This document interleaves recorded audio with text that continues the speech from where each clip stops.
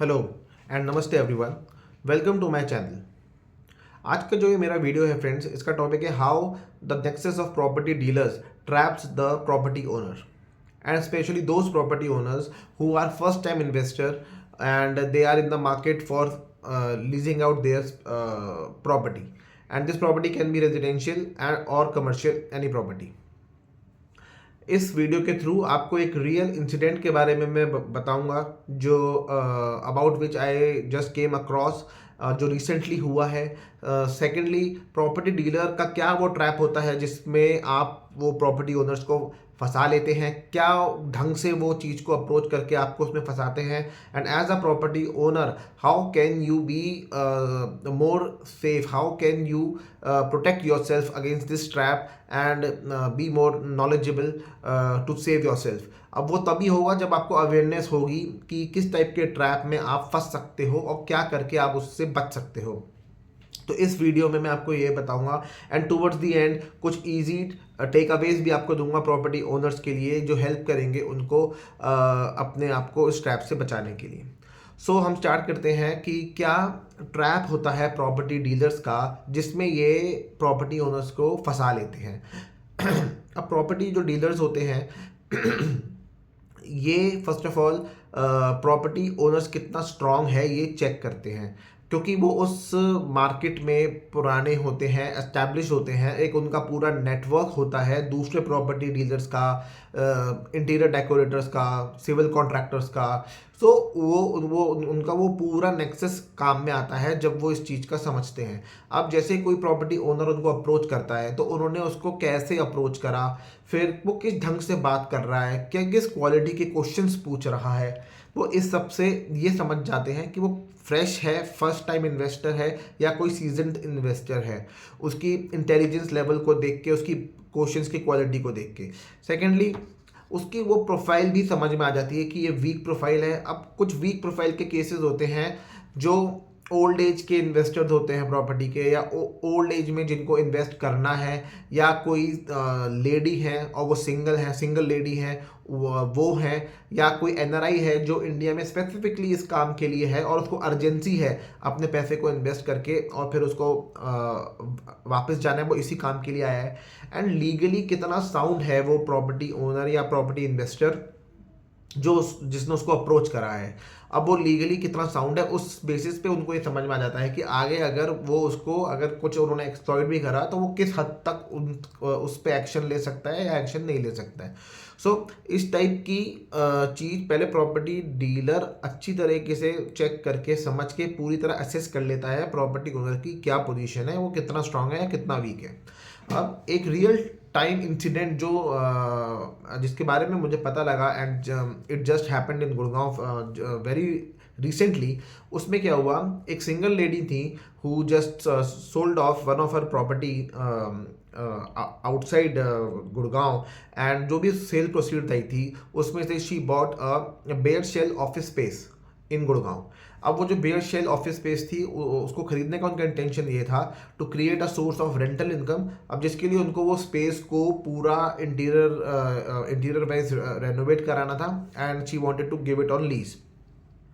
अब उनको एक प्रॉपर्टी डीलर का रेफरेंस मिलता है उसी फ्लोर पे दूसरे जो ऑफिस ओनर्स हैं उससे। अब वो उस प्रॉपर्टी डीलर को अप्रोच करती हैं to find a tenant for her. अब वो प्रॉपर्टी डीलर एक टेनेंट को निकाल लेता है एंड उस टेनेंट को वो उनकी जगह दिखाने लेके जाता है। वो टेनेंट को जगह पसंद आ जाती है एंड टेनेंट उनको दो चार चीज़ें इंटीरियर को रिलेटेड बताता है जिसकी जो वो चाहता है कि उस हिसाब से वो वर्क इंटीरियर का हो जाए। अब इंटीरियर का वर्क कराने के लिए भी जो सिंगल वो जो लेडी हैं उनको जो सिविल कॉन्ट्रैक्टर मिलता है वो भी वही प्रॉपर्टी डीलर उनको रेफ़र करता है एंड जो वो लेडी होती है उसी को वो एंगेज कर लेती है इंटीरियर का सारा काम कराने के लिए। अब क्या होता है, जो प्रॉपर्टी डीलर होता है वो एक अर्जेंसी क्रिएट करता है उनको फटाफट से डील सील करने के लिए, उनको फटाफट टोकन अमाउंट देने के लिए। तो अब वो उस टाइम पे जो टेनेंट है उसके बारे में क्लियरली डिटेल में उसका वर्क प्रोफाइल क्या है, बिजनेस प्रोफाइल क्या है, वो इस बारे में कुछ ज़्यादा बात नहीं करता। बस टेनेंट को वो जगह दिखाता है, जगह उनको पसंद आती है। एम दैट लेडी, अब वो लेडी भी इतनी ज़्यादा प्रो इन्वेस्टर नहीं थी, बहुत ही सीजन इन्वेस्टर नहीं थी, तो उनको भी ये सब चीज़ों का नॉलेज नहीं होती कि ये सब चीज़ें पता पहले से करके रखनी होती है। सो उनको वो जब पसंद आती है वो जगह, तो वो टेनेंट से वो उनको टोकन अमाउंट दिलाता है, एंड वेरी सून जस्ट 1 और 2 डेज आफ्टर उनको सिक्योरिटी डिपॉजिट भी दिला देता है। अब ये क्या होता, अब सिक्योरिटी डिपॉजिट दिलाने के बाद वो सामने वाला जो प्रॉपर्टी ओनर है उसको प्रॉपर्टी डीलर इतना टाइम ही नहीं देता कि वो ये सोच सके कि किस तरीके से मैं इस प्रॉपर्टी को जो टेनेंट देख रहा है उसकी वेरिफिकेशन करा सकता हूँ, कैसे मैं इसके बारे में पता कर सकता हूँ। वो उतना टाइम ही नहीं देता, वो फटाफट से उसको टोकन दे देता है, फटाफट से उसकी सिक्योरिटी जमा करा देता है, जस्ट टू क्रिएट द, ये एक तरीके का राइट क्रिएट कर देता है कि अब ये प्रॉपर्टी के लिए यही टेनेंट अब इसको लेगा और कोई और टेनेंट इसको नहीं ले सकता। अब क्या होता है, अभी तक कोई पेपर एक्सचेंज नहीं हुए, कोई आईडी प्रूफ, कंपनी का कोई मतलब आइडेंटिटी प्रूफ, कंपनी का इनकॉर्पोरेशन से रिलेटेड कोई प्रूफ, कोई जीएसटी से रिलेटेड प्रूफ, अभी तक कोई डॉक्यूमेंट्स एक्सचेंज नहीं हुए, सिर्फ पैसों की ये ट्रांजैक्शन हो जाती है। अब जब कुछ दिनों बाद डॉक्यूमेंट्स एक्सचेंज होते हैं, so after seeing those documents, जो वो लेडी होती है उनको कोई चीज़ सस्पिशियस लगती है, कोई चीज़ पसंद नहीं आती है, जिसकी वजह से she wanted to back off from the deal. अब वो डील से हटना चाहती हैं, and she wants to return all the security which she has received. Now she calls the property dealer and tell him that उनको ये deal नहीं करनी है, and she want to back off. अब वो जो प्रॉपर्टी डीलर होता है ही कम्प्लीटली डिनाइज कि वो क्यों बैक ऑफ करना चाहती हैं, एंड एक बार वो उनको बात बताएं कि उनका क्या रीज़न है बैक ऑफ करने का, एंड वो मीटिंग के लिए आ जाए। एंड वो जो सिंगल लेडी होती हैं, ड्यू टू हर मतलब आप कुछ भी कह लो, वो सेफ फील नहीं करती हैं, अपने आप को पूरा सिक्योर फील नहीं करती, जिसकी वजह से she do not wanted to do a meeting. वो उनको फ़ोन पे ही डीलर से कहती हैं कि deal she is not interested in doing the deal and take the money back from her. अब प्रॉपर्टी डीलर उनको बार मीटिंग के लिए फोर्स करता है, इंसिस्ट करता है, पर वो मीटिंग के लिए नहीं आती। अब स्टार्टिंग में तो प्रॉपर्टी डीलर उनके फ़ोन उठाता है, रिस्पॉन्ड करता है, पोलाइटली बात करता है, पर धीरे धीरे प्रॉपर्टी डीलर टर्न्स एग्रेसिव, उसकी टोन हार्श होने लगती है, रूड होने लगती है। And at one point of time the property dealer threatens the lady that I will do a legal case against you or you refund double the amount which we have given to you। मतलब वो double amount मांगता है, नहीं तो उन पे legal case कर देगा, ये धमकी उनको देता है। अब डबल अमाउंट वो मांगता है, इसका मतलब क्या हुआ कि फाइनली कि जो जितना पैसा वो दे रहा है उससे ज़्यादा वो उनसे डिमांड कर रहा है, तो indirectly he is extorting the money.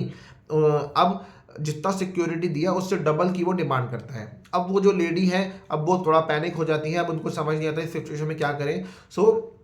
She consults someone, and एक इन्फ्लुएंशियल पर्सन होते हैं वो इस पूरे सीन में एंटर होते हैं, इन्वॉल्व होते हैं, और फिर उनके इन्वॉल्व होने के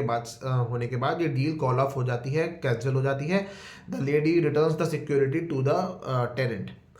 तो अब इस पूरे इंसिडेंट में ये समझ में आया, जो डीलर है उन्होंने उस लेडी की प्रोफाइल समझ ली, ऊपर से नीचे तो अच्छी तरह समझ लिया कि उनका क्या प्रोफाइल है, वो कितनी स्ट्रांग है, कितनी वीक है। एंड उन्होंने उस डीलर ने एक अर्जेंसी क्रिएट करी, उस अर्जेंसी की वजह से उन्होंने वो जो प्रॉपर्टी ओनर है उनको इतना टाइम ही नहीं दिया कि वो उस प्रोस्पेक्टिव जो टेनेंट है या बायर है उसके बारे में कोई भी बैकग्राउंड चेक करा सके, कोई भी उसकी वैलिडिटी को वो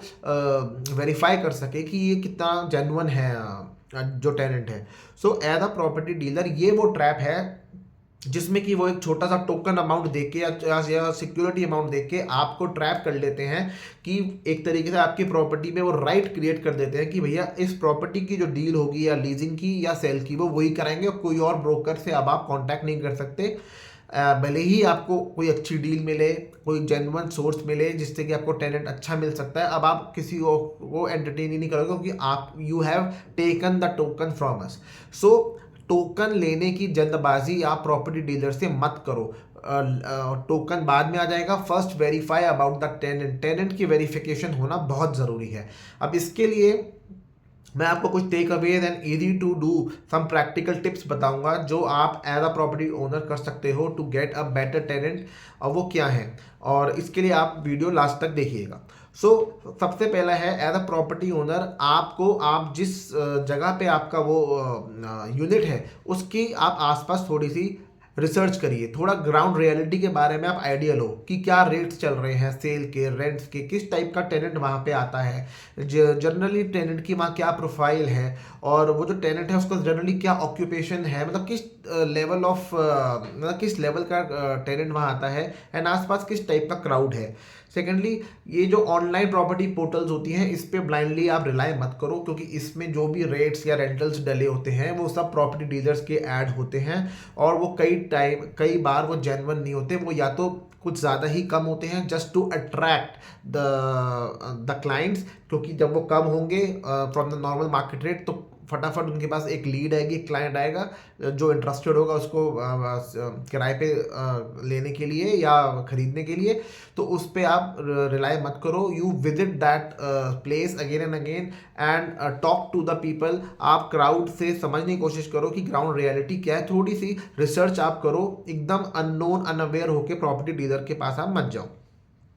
अब जब प्रॉपर्टी डीलर आपके पास कोई टेनेंट लाता है तो फर्स्ट ऑफ ऑल टोकन लेने की जल्दबाजी मत करो, एंड टेनेंट की पूरी वेरिफिकेशन करो। और वो कैसे करोगे, टेनेंट का प्रोफाइल चेक करिए, टेनेंट की ढंग से स्क्रीनिंग करिए। और ये कैसे होगी, टेनेंट का प्रोफाइल चेक करो, profile professionally also and personally also. अब प्रोफेशनली प्रोफाइल कैसे चेक होगा कि टेनेंट का किस टाइप का बिजनेस है, वो बिजनेस किस टाइप के प्रोडक्ट्स का है, कैसा उसका मार्केट में वो टाइप के प्रोडक्ट, कितना बड़ा मार्केट है जिसको वो केटर करता है, कुछ इस बारे में उसके फाइनेंशियल्स वो कितने स्ट्रांग हैं, कितनी बड़ी कंपनी है, ये समझने की कोशिश करो। सेकेंडली, जो वो बिजनेस कर रहा है वो किस टाइप की एंटिटी के थ्रू कर रहा है, क्या वो एक पब्लिक लिमिटेड लिस्टेड कंपनी है, क्या वो एक प्राइवेट लिमिटेड कंपनी है, क्या वो एक एलएलपी एंटिटी है या एक सोल प्रोप्राइटरशिप है। जितनी सेफ्टी एंड सिक्योरिटी आपको एक पब्लिक लिमिटेड लिस्टेड कंपनी में मिलेगी, रेंट का टाइम पे आ जाना, बिना डिफॉल्ट्स के सारे टर्म्स एंड कंडीशंस का कंप्लाई होना, वो जितना एक स्मूथली और सीमलेस प्रोसीजर होता है एक पब्लिक लिमिटेड कंपनी में, उतना सीमलेस और स्मूथली एक सोल प्रोप्राइटर उसको नहीं चला सकता। सो किस टाइप की एंटिटी है, क्या वो सोल प्रोप्राइटर है, प्राइवेट लिमिटेड है, पब्लिक लिमिटेड है या एलएलपी है, वो किस टाइप की एंटिटी है। क्योंकि एंटिटी जितनी ज़्यादा मतलब पब्लिक लिमिटेड या ऊपर की तरफ होगी उतनी ज़्यादा स्ट्रांग उसका बेस होगा, उसके फाइनेंशियल उतने ज़्यादा स्ट्रांग होंगे। फिर वो जो कंपनी है या वो जो एंटिटी है वो कितनी पुरानी है, कितने टाइम से वो एस्टैब्लिश्ड है, कितने टाइम से वो मार्केट में बिजनेस कर रही है, उसकी मार्केट में क्रेडिबिलिटी इससे पता लगती है। अगर वो कोई नई कंपनी होगी, सपोज आज आपके पास जो टेनेंट आया है उसकी कंपनी की इनकॉर्पोरेशन ही इसी साल अप्रैल या फरवरी 2024 में ही हुई है, तो वो 7-8 महीने पुरानी ही तो कंपनी हुई। अब उससे उसकी रिलायबिलिटी, मार्केट में कितनी क्रेडिबिलिटी, इससे क्या पता चलता है। तो एज क्या है उस एंटिटी की जो आपके पास टेनेंट के लिए टेनेंसी के लिए आ रहा है, वो कितनी ओल्ड है। फिर उसमें आप ये पता करें कि प्रीवियस जिस जगह से वो आ रहा है, जो जगह उसने खाली करी है, उसके लैंडलॉर्ड का क्या फीडबैक है, उस लैंडलॉर्ड का क्या फीडबैक है उस क्लाइंट के लिए, क्या उस क्लाइंट की जगह, क्या उस लैंडलॉर्ड ने उस जगह को खुद खाली करवाया है अपनी रिक्वायरमेंट की वजह से, या उस क्लाइंट का कुछ मिसकंडक्ट था, कुछ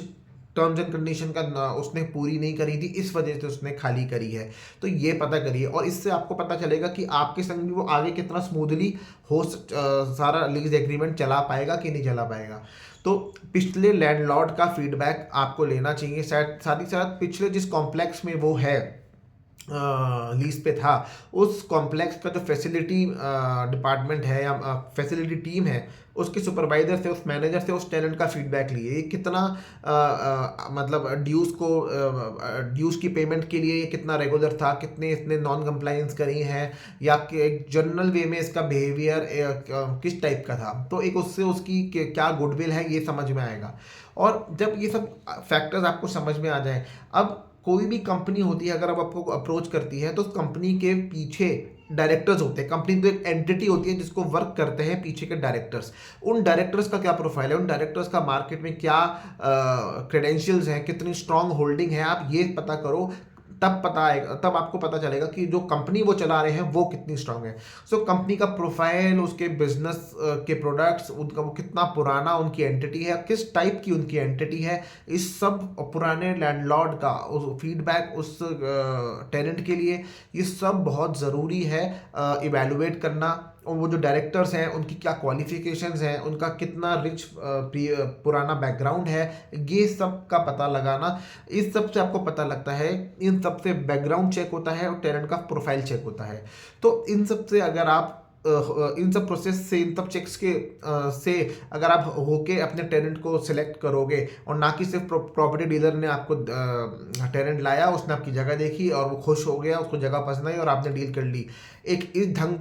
से करने की बजाय अगर आप ये चेक्स लगा के अपने टेनेंट्स को इवेलुएट करोगे और सिलेक्ट करने की कोशिश करोगे, then there are very high chances that you will be able to shortlist and select a very genuine tenant who is credible अपनी फाइनेंशियल कमिटमेंट्स को पूरा करने के लिए। सो ये वीडियो इस पर्पस के लिए था फ्रेंड्स, कि आपको इस टाइप के ट्रैप्स के बारे में अवेयर कर सकूं जो प्रॉपर्टी डीलर अपने नेक्सस के थ्रू करते हैं प्रॉपर्टी ओनर्स के लिए। अगर आपको इस वीडियो से हेल्प मिली हो, अवेयरनेस मिली हो, क्लैरिटी मिली हो, देन प्लीज़ मेरे इस वीडियो को आप लाइक करना, शेयर करना एंड मेरे चैनल को आप सब्सक्राइब करना। Thank you very much.